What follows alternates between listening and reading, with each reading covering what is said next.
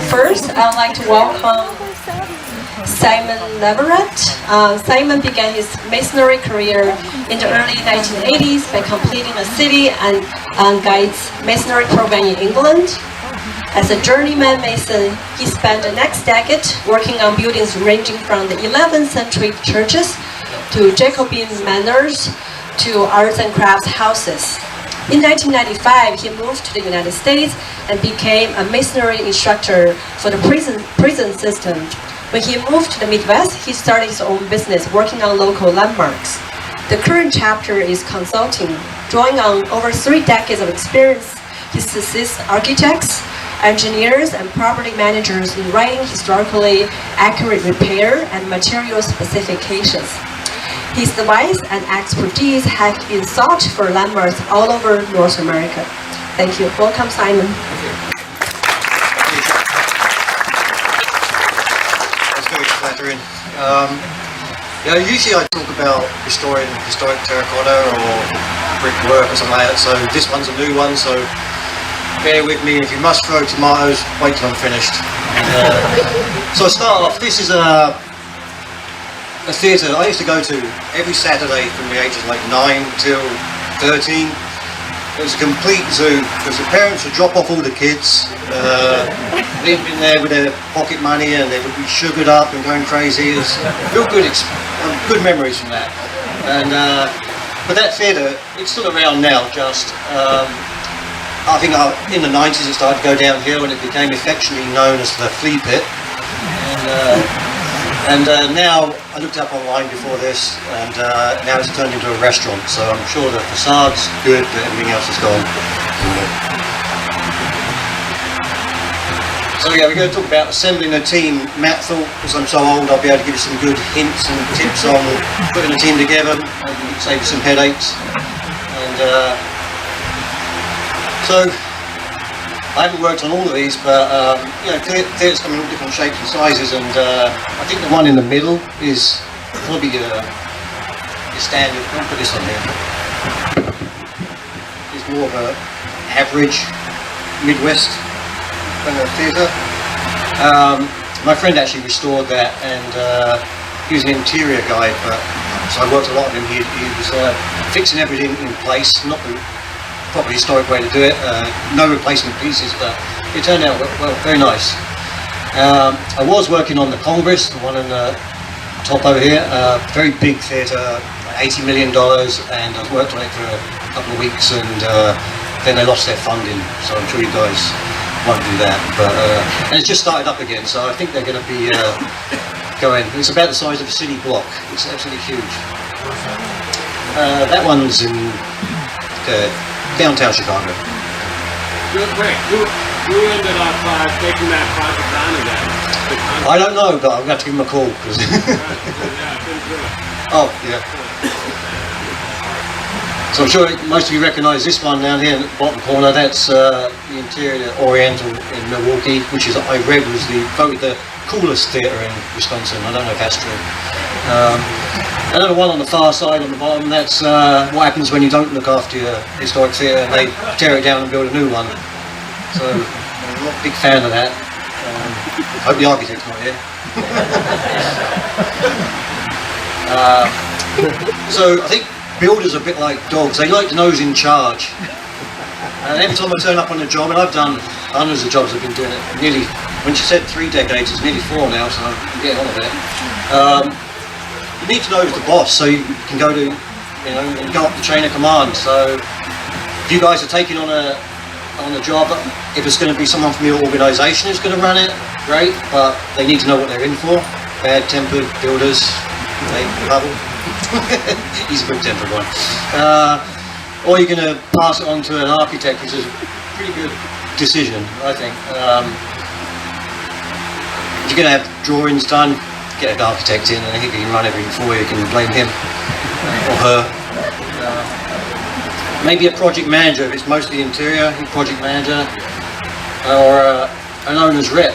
I work with a guy in Chicago, he's just retired, but fantastic guy. He's been in every trade, he knows everything, so you can't pull the wool over his eyes. So someone like that is good to have on your team. In England, Henry VIII invented a title called the Clerk of Works. And I always wanted to be a Clerk of Works, but you have to complete 3 apprenticeships to be one. And 1 apprenticeship was enough for me, but it would be good if they had a Clerk of Works over here. Good thing. It's important when the person who's in charge, who has the final say on change orders and emergency decisions. A lot of times job's going great and then something goes wrong and they have to take it to the committee. It takes weeks to get a decision. Everyone's getting angry. They're supposed to be on this next job. So if you have the person in charge with the power to do that, it'll make everything go a lot smoother. I'm a very old-fashioned mason. I don't like to use a hammer and chisel for everything, but nowadays I'm a consultant, so I have to be up to date on the communication. So we got this one. I use Google Drive just because it saves everything, and I don't have to break my computer when I forget to save it. But at the beginning of your project, when you do start, decide on one of these and use it, and everyone can keep everyone updated on everything that's going on. You probably do that anyway, but to me that was new, and I like it now. So before you even talk to your contractors, you want to know you want options. So this is one option you want. Do you want 100% historically accurate repair? You probably all think, yeah, I do, but I'm working on jobs, and maybe the building's had red mortar for the last 50 or 60 years. And then I'll go there and I'll take some original mortar out. Oh, it was white or it was grey, and you do a mock-up panel and everyone goes, I don't like it, we don't like it. So if you do that research beforehand, the job on the top was white mortar since about 1930s, and I put the mock-up of the original mortar, and they went back to white. So you might not always want historically accurate, 100%. You have to ask the community, I think, what they like. And while we're on the subject of mortar, because I'm a mason, there's never an excuse for the mortar to be the wrong colour. Ever.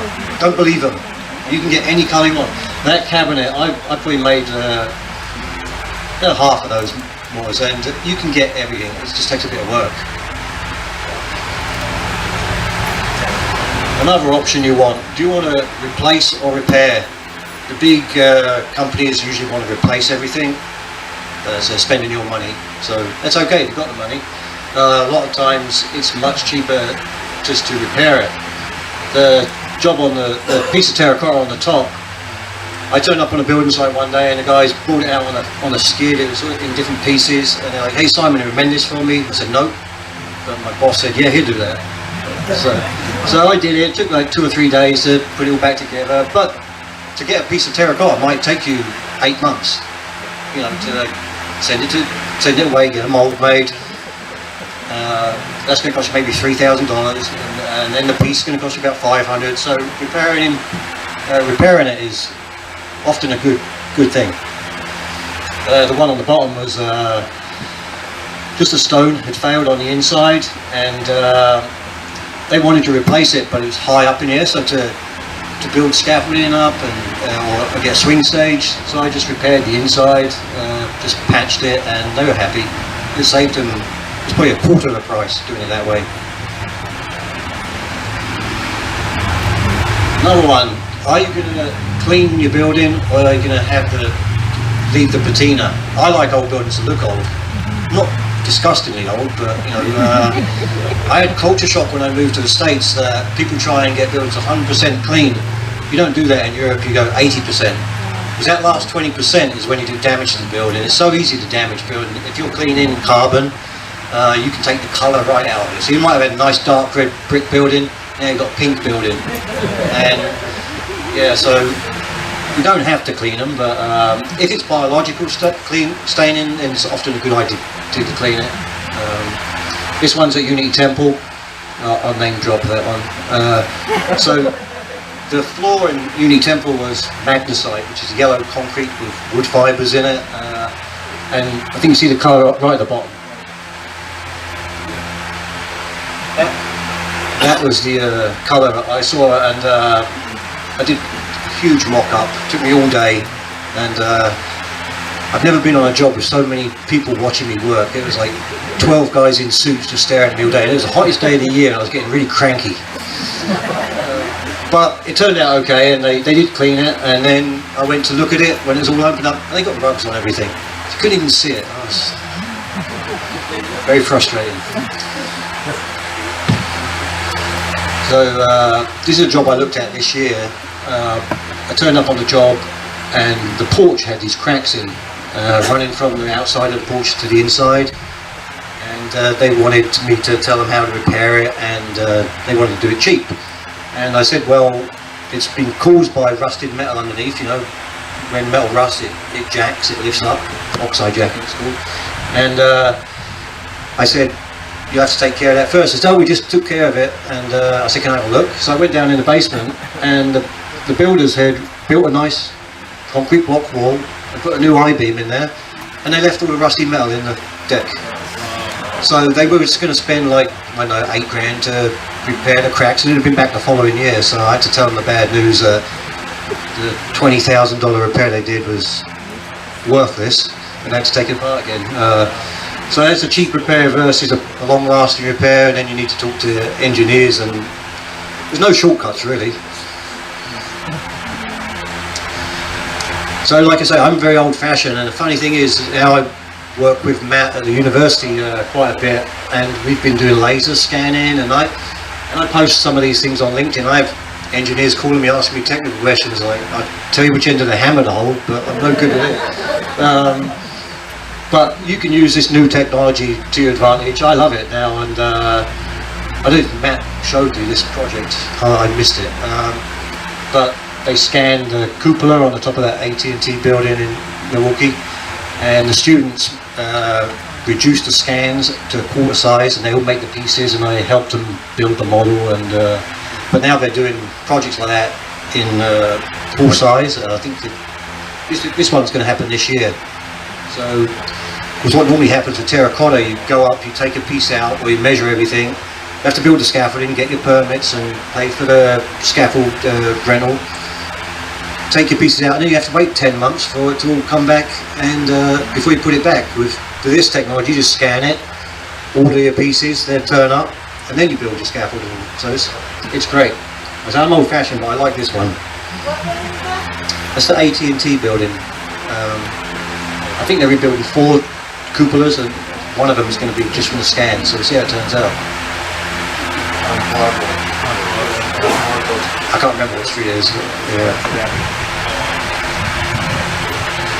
So I know a lot of you guys all around the state, so if you haven't got contractors who are experienced, you can always get them trained. I teach in Chicago, well, when the pandemic's not on, quite a lot, and people travel, but I went to Oklahoma to teach some guys. So if you've got a crew, you like a local contractor, you like him, but he hasn't got the experience, you can get people to fly in or drive up and teach them, and then you've got experienced guys in the community. That's a good idea. I like that. So actually the class on the left was 28 ladies, and I was sort of dreading it. I didn't want to deal with old builders, but they were fantastic. They actually listened to everything I said, much better than the builders. And they did a much better job. So yeah, I taught a class on historic brickwork over there, and this, I advertised it as for super nerds, because most of my classes are basic stuff. But this one I really wanted to go to town, and so I had about 12 guys turned up who were really into it, and it was in the warehouse, and when it started I took my car hat off and I had my Renaissance fair costume underneath, and I got booed off. But yeah, I would recommend you train your local guys so they can do jobs in the future rather than just bring in people. I mean, you can bring people in. One thing you've got to do is insist on mock-ups. I can't tell you how many horror stories I've seen. The job, you know, they clean over the weekend and the building owner comes back and, what have you done? The job on the far side, that was a job, I turned up with the homeowner and they cleaned it, and I said, what the hell have you done? And they said, we cleaned it. I said, but you took the front of all the bricks off. And he swore he hadn't. So I got a crowbar out of my truck and took a piece of wood that was on there. You can see the lovely orange, how the orange bricks were. iron spot bricks. They're like the best bricks you can get. And that's why he ruined the house. Completely ruined it. There's nothing you can do after that. So you want mock-ups. I think, Pablo, did you do that one, that terracotta one? No. Well, looks like it worked. It's good. You can mimic terracotta glazes if you've got a good guy who's got a good eye or girl. But you need to see it. If you give the job out and then someone comes in and paints it all and it's totally different, you probably sign their contract. So I'd get mock-ups beforehand. The one on the left is biological staining, and they were going to use hydrofluoric acid. I turned up on the job and I yelled at them, put that back in the truck.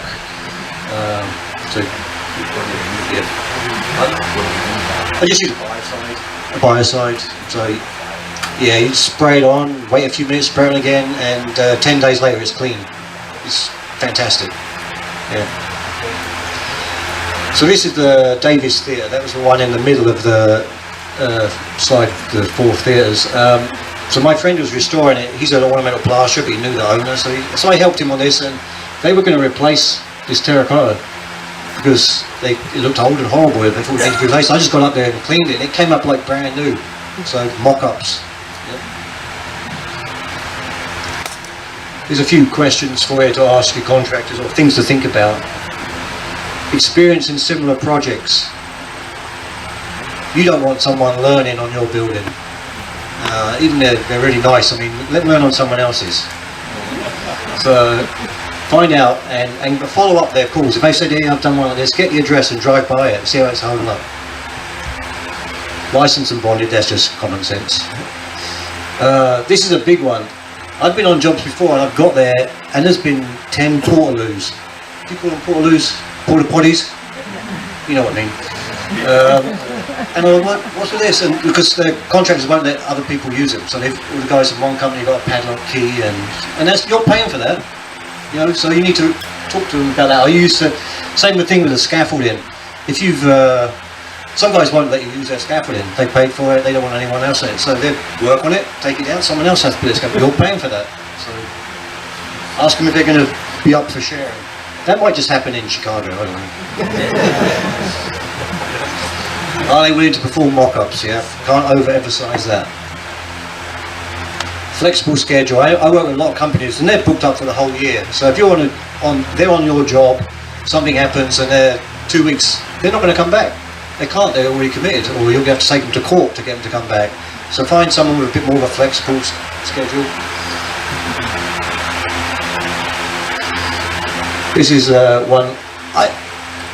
I worked. For a big company. I was a superintendent, the worst position in a construction company, and I had to do all the interviewing, the hiring and firing, and this guy turned up and he told me how good he was, and he showed me this book and he had some great work, and there's a guy with really long hair, and I suddenly realised it was him, and he was bald and fat, and he's a young skinny guy with long hair, and he showed me this one job that turned out right. I don't think anything has ever gone right since the 70s. So make sure you get some recent referrals for jobs they did like last week, not 20 years ago. In interviewing, to me, passion, if a guy's passionate about a job, he's going to try his best and do a good job. Because I work with a lot of guys who've got great resume and stuff, but they're burnt out. And now it's just a paycheck to them. So I'd rather have someone a bit younger, a little bit less experienced, who's passionate and wants to do a great job. So that's what I look for when I'm hiring. This could be dangerous. Do you involve sales reps? Sales reps can be like a dog with a bone, but I like to use sales reps, and I've got some great ones in Chicago, and you guys can use them to your advantage by, they'll come in, and often they do a mock-up of the cleaning for free, and you can, so then that's one thing less for you to worry about.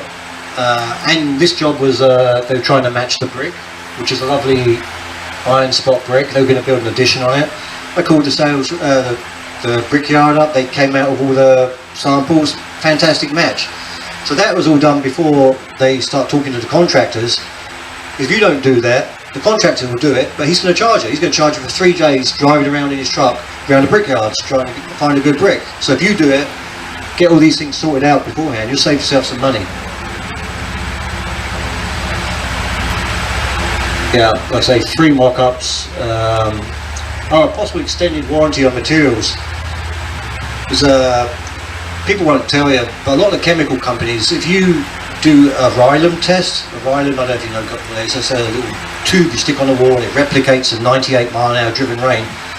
If you do a Rylum test after you've sealed it, you can get like a 10-year extended warranty on it, where you don't normally get that. So talking to a rep, he'll tell you that stuff.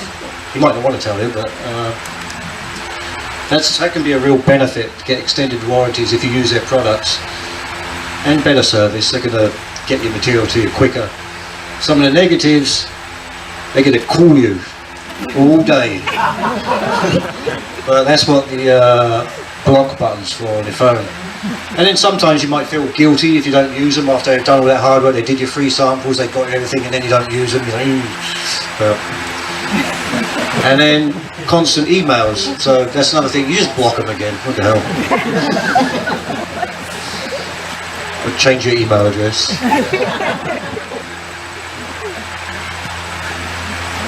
So in the masonry world, you get a tail light warranty. So when they finish the job and they drive off in the distance, and you can't see the tail lights anymore, that's your warranty's up. And in the Midwest, that's not a bad idea for them, because the Midwest is like the worst place in the world for masonry, I think. And you've got extremely hot summers and extremely cold winters. So, but there's some companies will give you a 3-year warranty, which is huge. So do your research and find one. If you're on the board about who you're going to take, this guy or this guy, it could be just down to the warranty. And the 3-year warranty is probably the maximum you get in masonry, but it's pretty good. So I didn't put too many memes in this presentation. Day 1 of the job. The first week is the most important of the whole job. I've been on jobs before, and the people running it have printed out, laminated a flyer with that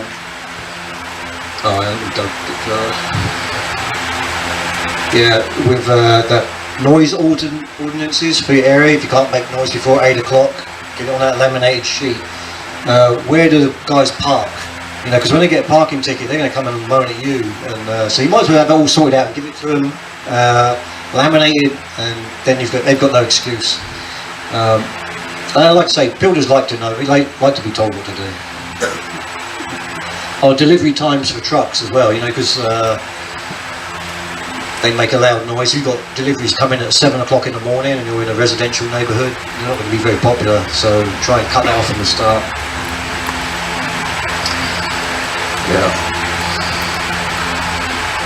Yeah, make sure everyone is clear about his role and responsibilities from the beginning of the job.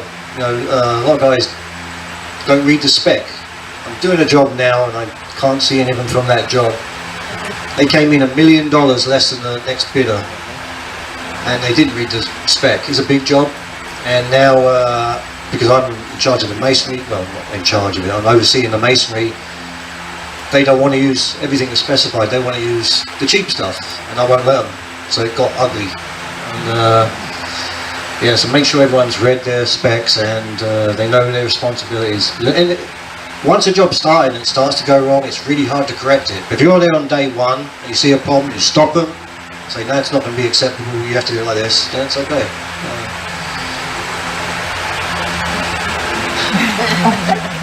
I know plenty of guys who look just like that. Do not overlook the need to choose people who can work and get along with each other.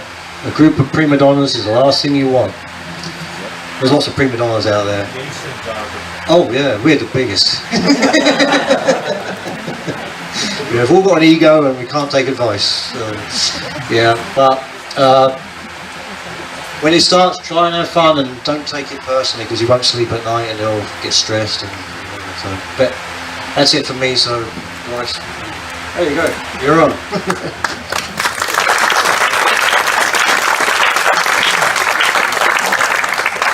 Thank you, Simon, for those international and cross-state perspectives, and he's going to save you guys a lot of money by going into the details, and thank you again. So now let's welcome Bryce Unger. Bryce is a manager director with CG Schmidt, has both degrees in civil engineering and business. receiving a Bachelor of Science and Master of Science from University of Wisconsin-Madison and an MBA from University of Wisconsin-Milwaukee. He has been an adjunct professor at the Milwaukee School of Engineering on topics of contracts and specifications, construction project management, and cost engineering. In the last 25 years, Bryce has built over $1 billion in construction, representing both large-scale, complex construction projects and small-scale, high-end tenement build-outs. The vision of how an owner defines success on a project is Bryce's hallmark. This allows Bryce to orient his project teams and the project controls in the direction that always remains focused on the owner's expectations. Let's welcome Bryce.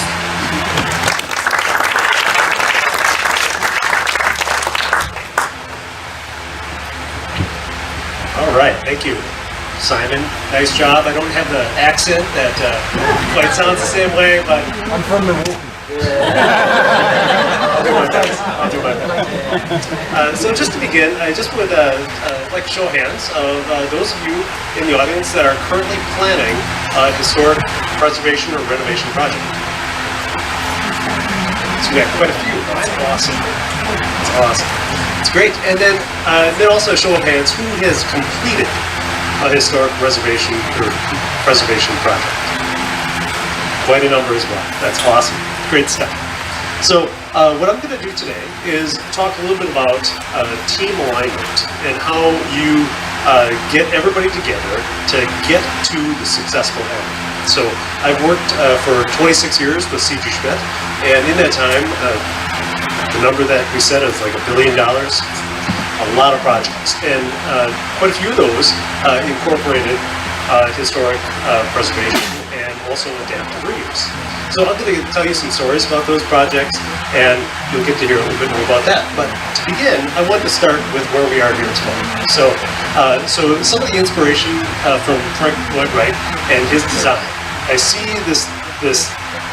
What I see when I look at his work is I see an element of balance. So there's this idea, as you look at his work, there's this reaching out that he does, where it's almost like he's reaching out to what is possible.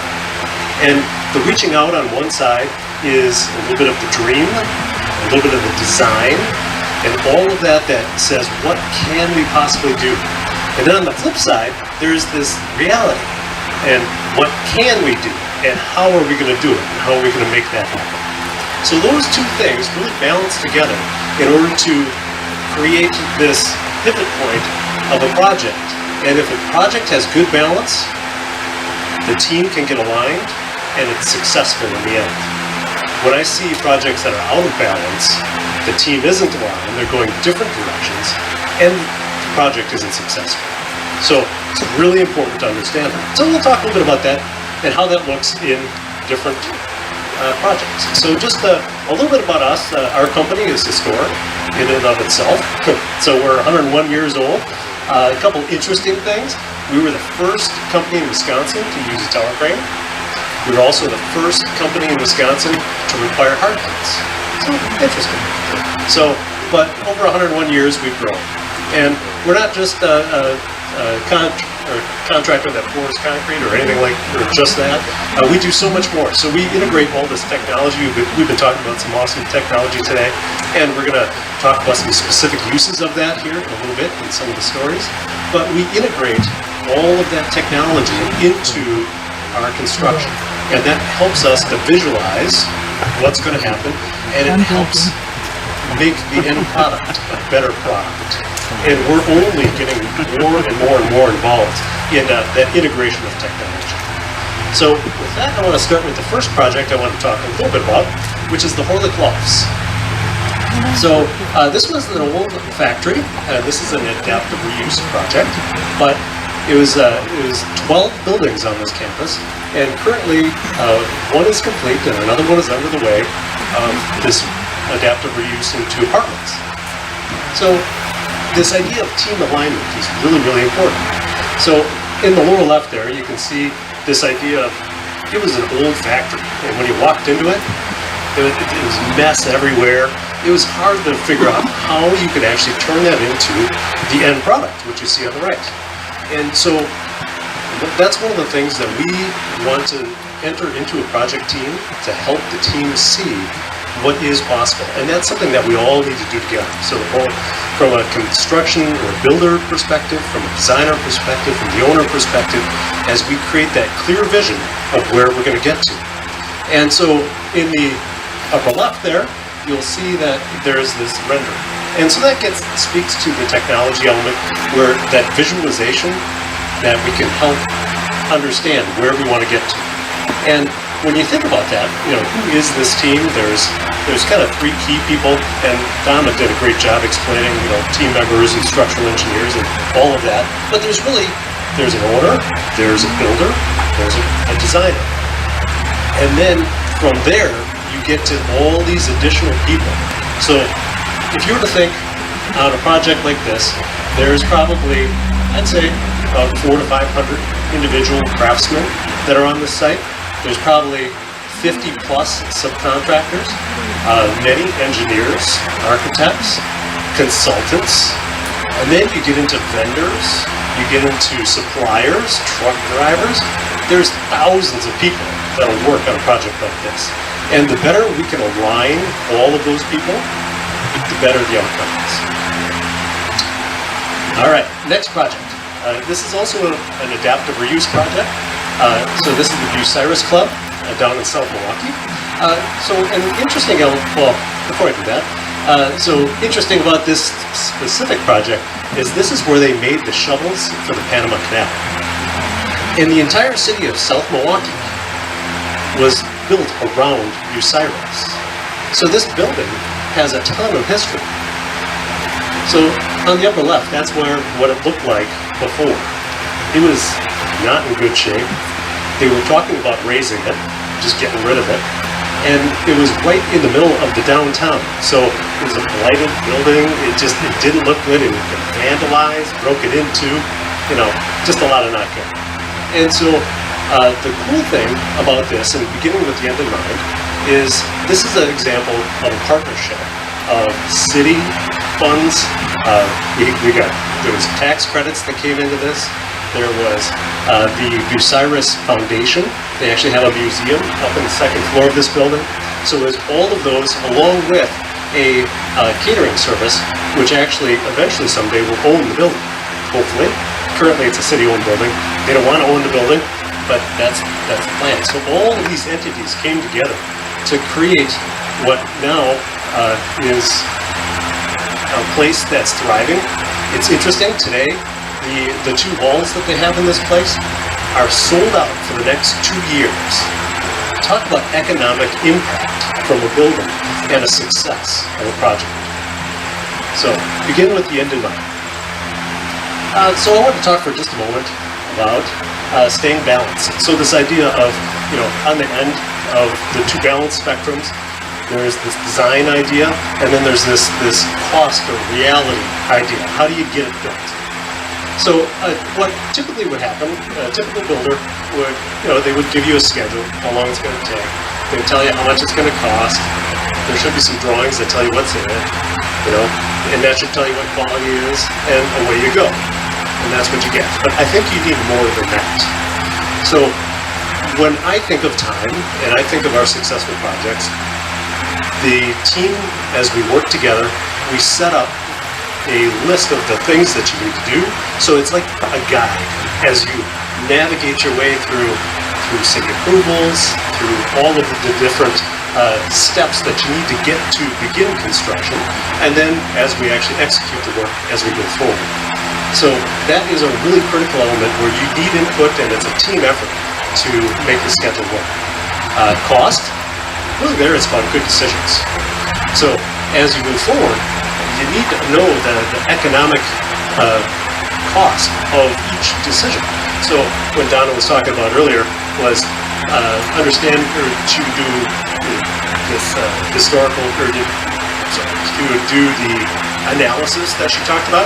So we would take that and we would turn that into a cost estimate. And with that, then you can start to identify the cost for each piece, so then you can help choose where the money goes. So scope, it's just understanding what all fits. We'll talk about that in just a moment.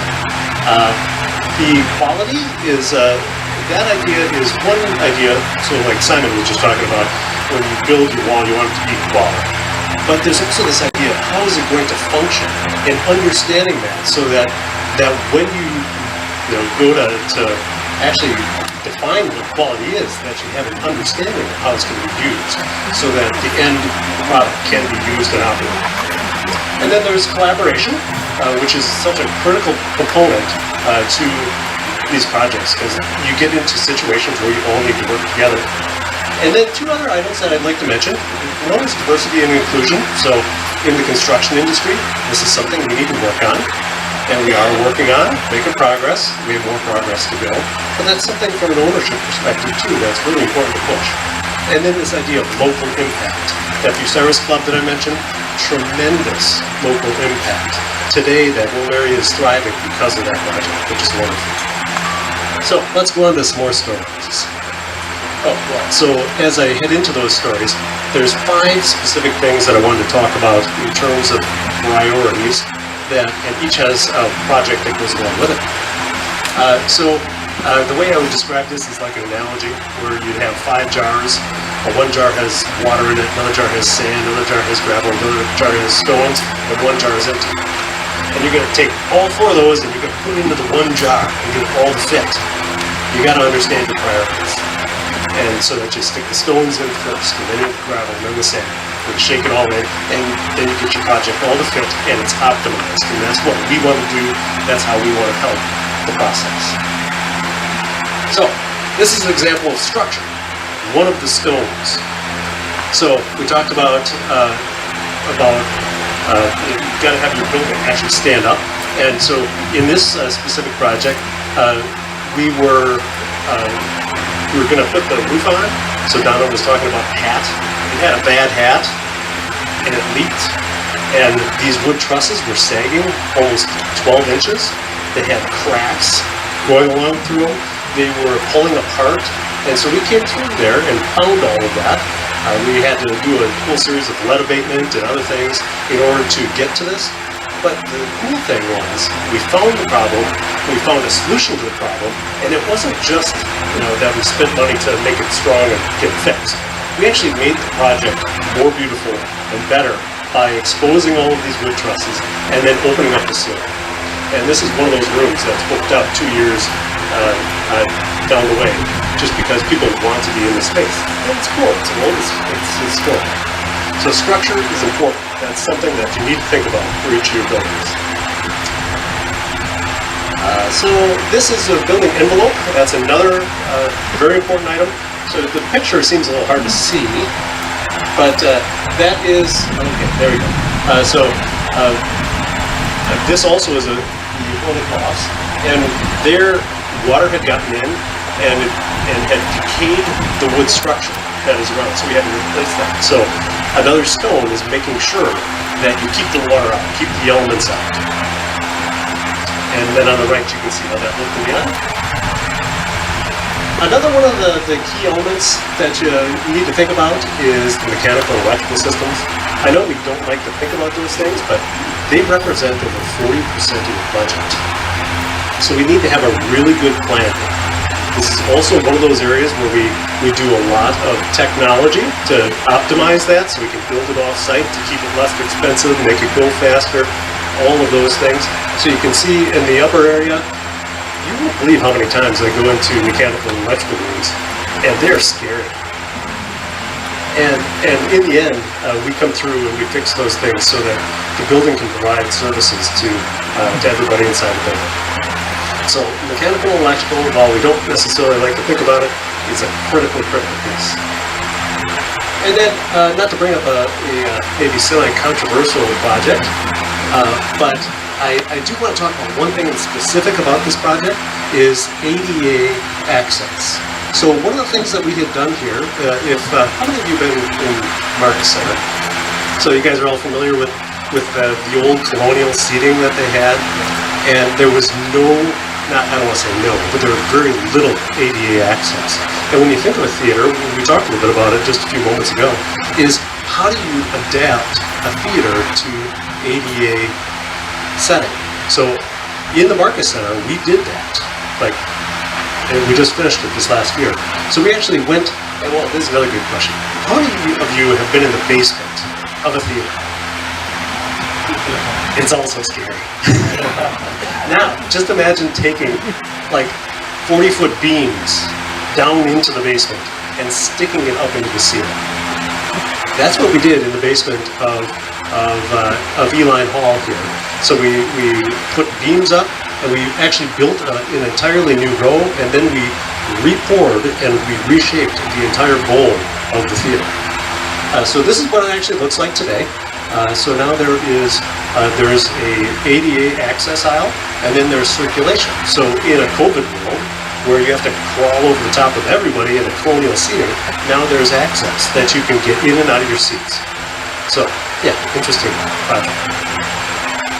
The last project that I wanted to mention, that we've actually talked about earlier, which is Northwestern Mutual. One of my projects that I worked on was the entire tower, but one specific area that we worked on was the new atrium. I don't know how many of you guys are familiar with the new atrium that we built there. It's actually a very amazing place, and if you ever get to go to Open Doors Milwaukee, do it.